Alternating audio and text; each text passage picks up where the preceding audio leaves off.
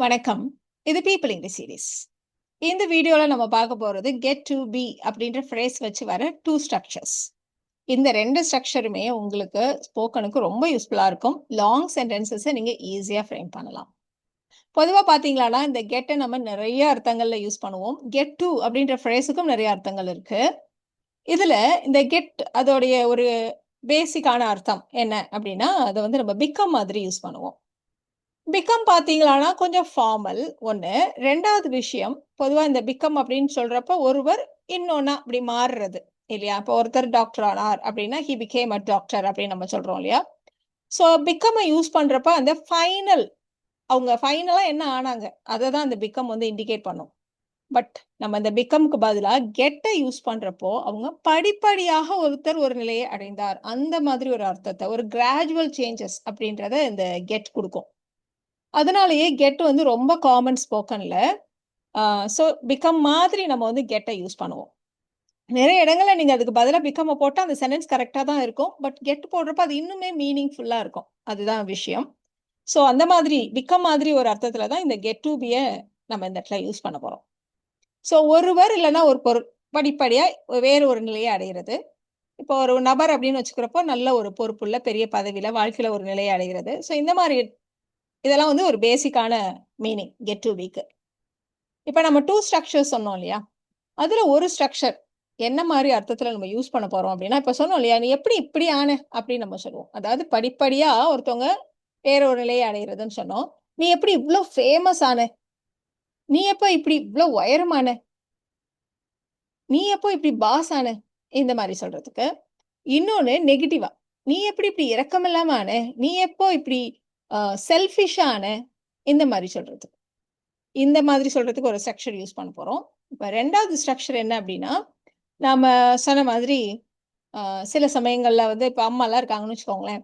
அவங்க ஏதாவது வருத்தப்படுறப்ப பிள்ளைங்கள பார்த்து சொல்லுவாங்க. "நீ ஒரு அம்மா ஆகுறப்ப தான் என்னோட வலி உனக்கு தெரியும். நீ சம்பாரிக்கிறப்ப தான் பணத்தோட அரும உனக்கு தெரியும்." இந்த மாரிலாம் சொல்லுவோம் இல்லையா? ஸோ இதுக்கும் நம்ம வந்து ஒரு ஸ்ட்ரக்சர் பார்க்க போறோம். இப்ப இந்த 2வது ஸ்ட்ரக்சர்லேருந்து ஸ்டார்ட் பண்ணலாம்.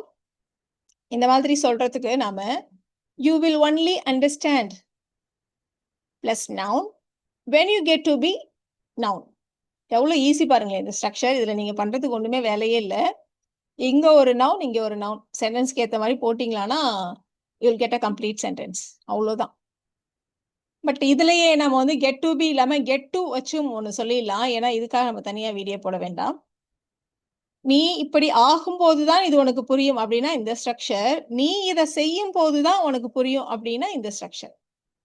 ஆகும்போதுன்றா get to be plus noun. செய்யும்போது அப்படின்னா கெட் டூ பிளஸ் வெர்ப். அவ்வளோதான். ஸோ இந்த ஸ்ட்ரக்சர் நம்ம ஃபர்ஸ்ட் பார்க்கலாம். இப்போ நம்ம ஃபர்ஸ்ட் சொன்னோம் இல்லையா? ஒரு எக்ஸாம்பிள். இப்ப அம்மா வந்து வருத்தப்படுறப்ப சொல்லுவாங்க. "நீ ஒரு அம்மா ஆகுறப்ப தான் என்னோட வலி உனக்கு புரியும்." அப்படின்னு நம்ம சொல்லலாம். இது வந்து பேசிக்கா சென்டென்ஸ். நீங்க வேணுமானா, "நீ ஒரு பேரண்ட்டா ஆகுறப்ப தான் எங்க வலி உங்களுக்கு தெரியும்." அந்த மாரிலாம் நம்ம இத அப்படியே மாத்திக்கலாம். ஸோ இந்த இடத்துல பார்த்தீங்கன்னா, "you will only understand when you get to பின்னு" இருக்கு. என்ன புரியும்? என்னோட வலி உனக்கு புரியும். அதுதான் நம்ம இந்த இடத்துல போடப் போறோம். அதே மாரி என்ன ஆகுறப்ப, நீ ஒரு அம்மாவா இருப்ப. அதுக்கு நம்ம இந்த இடத்துல போடப் போறோம். அவ்வளோதானே! So you will only understand my pain. என்னுடைய வலி. My pain. என்ன ஆகுறப்போ, when you get to be a mom. ஒரு அம்மாவா நீ ஆகுறப்போ. அவ்வளோதான் இந்த சென்டென்ஸே. You will only understand my pain when you get to be a mom. You will only understand my pain when you get to be a mom. இந்த இடத்துல only ஓகேவா? அப்படின்னு உங்களுக்கு டவுட் ஆகும். பட் இது ஒரு டிஃபால்ட் ஸ்ட்ரக்சர்.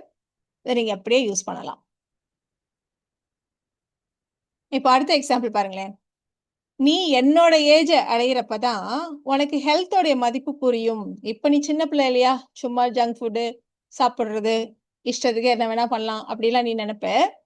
ஆனா என்னோட ஏஜுக்கு வர்றப்ப தான் எல்லா ஹெல்த் எல்லாம் போனதுக்கு அப்புறம் தான் ஹெல்த்தோட மதிப்பு உனக்கு புரியும். அப்படின்னு நம்ம சொல்லப் போறோம். ஸோ இந்த இடத்துல உனக்கு ஆரோக்கியத்தின் மதிப்பு புரியும். அப்ப யூ வில் ஒன்லி அண்டர்ஸ்டாண்ட் பக்கத்துல வேல்யூ ஆஃப் ஹெல்த். எப்போ? என்னோட ஏஜ அடையும்போது. இப்ப you will only understand the value of your health. You will only understand உன்னுடைய ஆரோக்கியத்தின் மதிப்புன்னு இருக்கிறதுனால the value of your health. எப்போ? When you get to be my age. என்னோட ஏஜுக்கு நீ ஆகுறப்போ. You'll only understand the value of health when you get to be my age. நீ தனியா இருக்கிறப்ப தான் உனக்கு உறவுகளின் அருமை புரியும். இந்த இடத்துல தனியா இருக்கிறப்ப அப்படின்னா, when you are alone அப்படி இல்ல.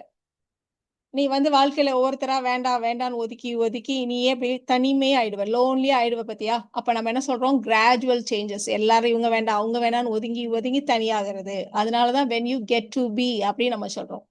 ஸோ நம்ம வந்து சாதாரணமா இந்த சென்டென்ஸ பார்த்தோம்னா, அப்படியே நம்ம டிரான்ஸ்லேட் பண்ணோம்னா, when you are alone அப்படின்னு இருக்கும். ஏதோ 1 நாள், 2 நாள் தனியா இருக்கிறத பத்தி நம்ம பேசல.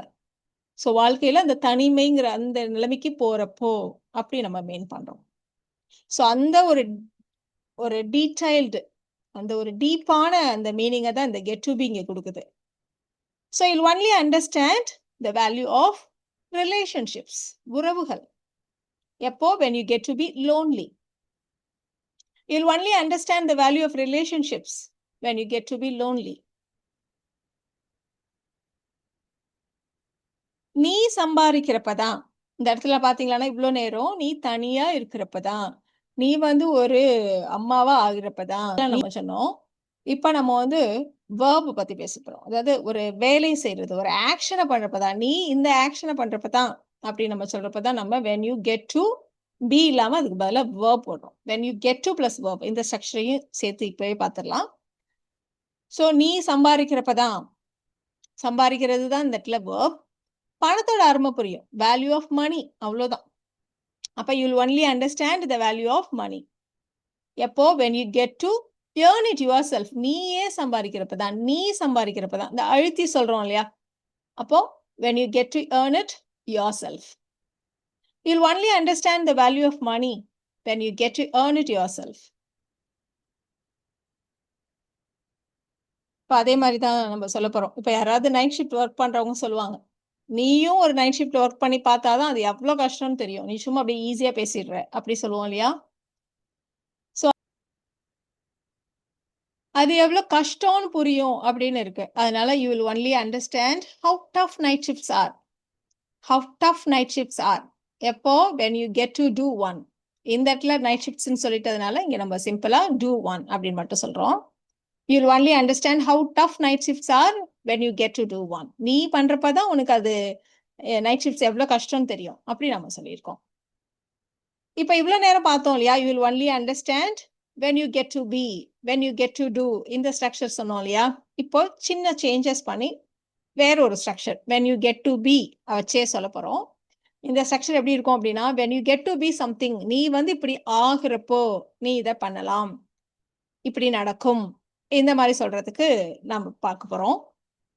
நீ பிரபலமாகும் போது உன்கிட்ட ஆட்டோகிராஃப் வாங்க எல்லாரும் வருவாங்க அப்படின்னு நம்ம சொல்லப் போறோம். நீ வாழ்க்கையில பெரிய ஆளாகிறப்போ, நீ நல்லா ஃபேமஸ் ஆகுறப்போ, உன்கிட்ட ஆட்டோகிராஃப் வாங்க எல்லாரும் வருவாங்க. ஸோ நம்ம ஃபியூச்சர் பத்தி இப்படி இமேஜின் பண்ணி அப்படிலாம் சொல்லுவோம் இல்லையா? ஸோ இந்த இடத்துல பிரபலமாகும் போது when you get to be famous, எல்லாரும் வருவாங்க. everyone will come to get your autograph.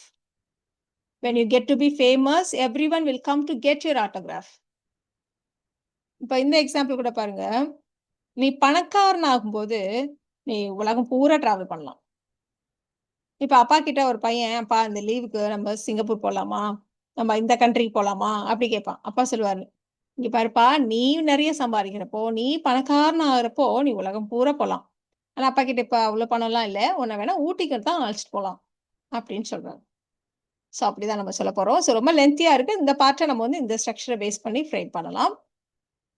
when you get to be rich, நீ பணக்காரனா ஆகும்போது when you get to be rich, you can travel around the world. But right now I don't have money. I can only take you to Ooty. நம்ம அப்படித்தான் சொல்லுவோம் இல்லையா? பாரு இப்போதைக்கு I don't have money. I can only take you to Ooty. When you get to be rich, you can travel around the world. So இதெல்லாமே வந்து ரொம்ப சிம்பிளான ஸ்ட்ரக்சர். நீ இப்படி ஆகும்போது இதை செய்யலாம். நீ பெரிய பிள்ளை ஆகுறப்போ நீ அதெல்லாம் பண்ணலாம். நம்ம சொல்லுவோம் இல்லையா? இப்போ இதெல்லாம் செய்ய முடியாது. நீ பெரிய பிள்ளை ஆகுறப்போ நீ பைக் வாங்கிக்கோ. நீ சம்பாதிக்கிறப்போ இத வாங்கிக்கோ. நீ சம்பாதிக்கிறப்போ நீ எங்க வேணா போ. இப்படியெல்லாம் சொல்றது மாதிரி தான் இந்த ஸ்ட்ரக்சர நம்ம யூஸ் பண்ணுவோம். இப்போ நம்ம இந்த 2வது ஸ்ட்ரக்சருக்கு வரலாம். இதுவும் ரொம்ப ஒரு பேசிக்கான ஒரு ஸ்ட்ரக்சர் நம்ம இங்க குடுத்துருக்கோம். ஈஸியா நீங்க ஃபில் பண்ற மாதிரி. நீ எப்போ இப்படி இரக்கமில்லாம ஆன? நீ எப்படி இப்படி கல்லஞ்சுக்காரியா ஆன? அந்த மாரி சொல்றதுக்கு, பாசிட்டிவாவும் எப்படி இவ்ளோ பெரிய ஆள் ஆன? எப்படி இவ்ளோ ஃபேமஸ் ஆன? எப்படி நீ இவ்ளோ உயரமா ஆன? இந்த மாரிலாம் சொல்றதுக்கும், அதே மாரி டைம்க்கும், அதுக்குள்ள இவ்ளோ லேட் ஆயிடுச்சா?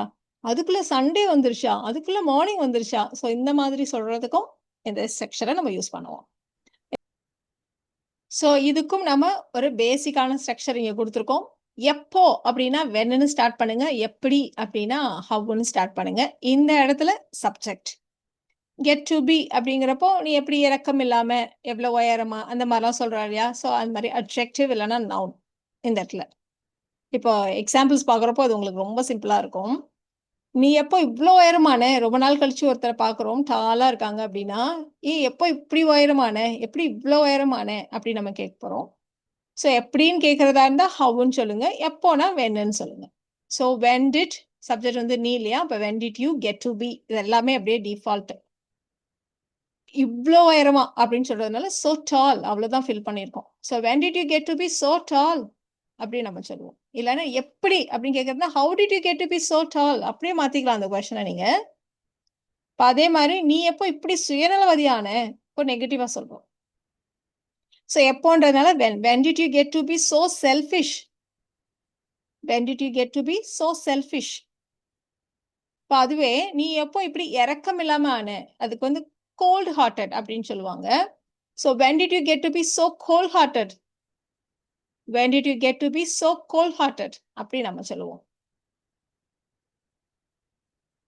இப்ப இந்த சென்டென்ஸ் கூட நீங்க ஈஸியா ஃப்ரேம் பண்ணலாம். இப்ப வந்து ஆனியன் விலை திடீர்னு ரொம்ப விலை ஜாஸ்தியா இருப்போ நம்ம சொல்லுவோம். ஆனியன்லாம் இப்ப எப்படி இவ்ளோ விலையானுச்சு? இந்த நிலைமை வந்துருச்சா? அப்படின்னு நம்ம சொல்லுவோம் இல்லையா? ஸோ அந்த மாரி இந்த கெட் டூவ யூஸ் பண்றப்போ, இந்த கெட் டூ பிய யூஸ் பண்றப்போ, நம்ம வந்து இந்த சர்ப்ரைஸ், டிஸ்பிலீஃப் இதெல்லாம் தான் ரொம்ப வெளிப்படுத்துவோம். இந்த அந்த எமோஷன் இருக்கும் அந்த சென்டென்ஸ்ல. ஸோ ஆனியன் எப்போ இப்படி விலைக்கு வந்துச்சு? அப்படி நம்ம சொல்லப் போறோம். ஸோ எப்போ? அதனால when did onion get to be so expensive? இவ்ளோ விலையா எப்படி ஆனுச்சு? So when did onion get to be so expensive? அப்படி நம்ம சொல்லலாம். இப்போ ஹவ் வச்சு சொல்லுவோம். அது இப்ப டைம்க்கு சொல்லப் போறோம். இப்போ நீங்க போய் பேசிட்டு இருக்கீங்க. டைம் போனதே தெரியல. அப்புறம் கிளம்ப போறப்ப பார்த்தீங்கன்னா, அதுக்குள்ள இவ்ளோ லேட் ஆயிடுச்சா? இன்னும் இப்பதான் வந்த மாதிரி இருக்கு. அப்படி சொல்லுவோம் இல்லையா? ஸோ அதுக்குள்ள எப்படி இவ்ளோ லேட் ஆனுச்சு? டைம் போனதே தெரியல. அப்படி சொல்லப் போறோம். ஸோ எப்படி? How? How did it get to be so late already? அதுக்குள்ள அதுக்கு தான் நம்ம வந்து ஆல்ரெடிங்கிற வார்த்தையை சேர்த்துக்கிறோம்.